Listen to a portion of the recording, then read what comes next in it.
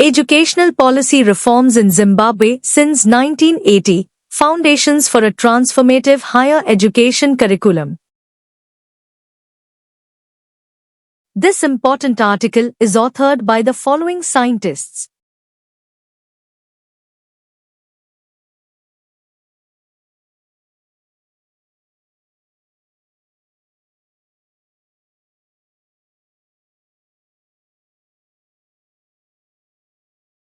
This chapter examines how the conservative reforms of the transitional government 1978 to 1980, particularly the Education Act of 1979, reinforced colonial-era inequalities.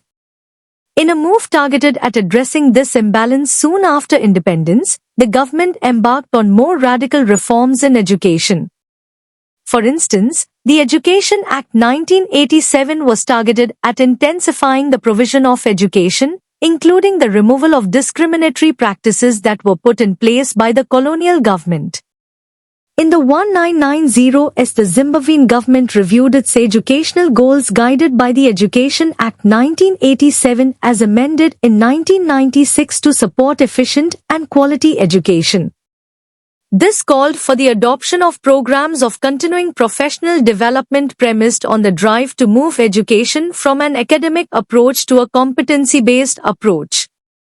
Thus, the Education Act 1987 as amended in 2006 implemented a two-pathway education structure based on the belief that all students leave school with at least one subject from the skills area path. Based on the 1999 Presidential Commission of Inquiry in Education and Training, a framework for primary and secondary education 2015 to 2022, 2024 to 2030 was introduced with an emphasis outcome-based approach to learning.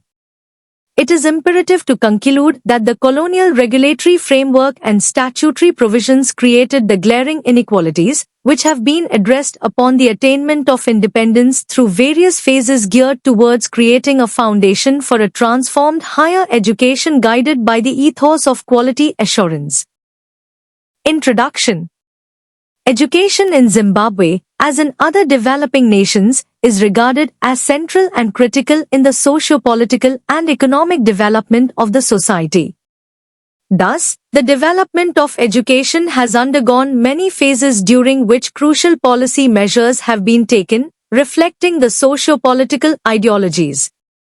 It places radical reconstruction of the education system grounded in Afrocentric thoughts as an indispensable path for socio-political and economic growth. Chavhunduka and Moyo, 2003.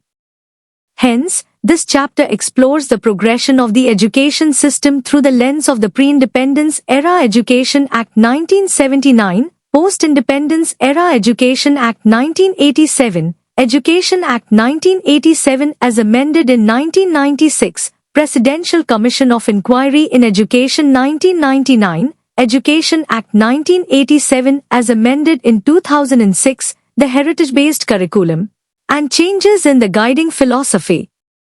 Conclusion. From this chapter, it can be noted that in the pre-independence era, the settlers had in place policies that restricted indigenous students' progression in education. For example, the Education Reforms i.e., Education Act 1979 allowed class distinction to replace race.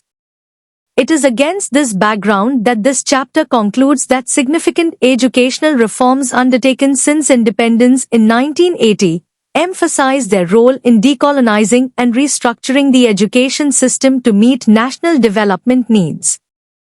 This has increased access to education, as well as ongoing challenges, including resource constraints, policy implementation gaps, and the need to further align education with global trends. This chapter envisions a future where the education system continues to play a pivotal role in fostering innovation, inclusivity, and sustainable development. Hence, the need to stress the importance of constant policy review and stakeholder collaboration to achieve this vision.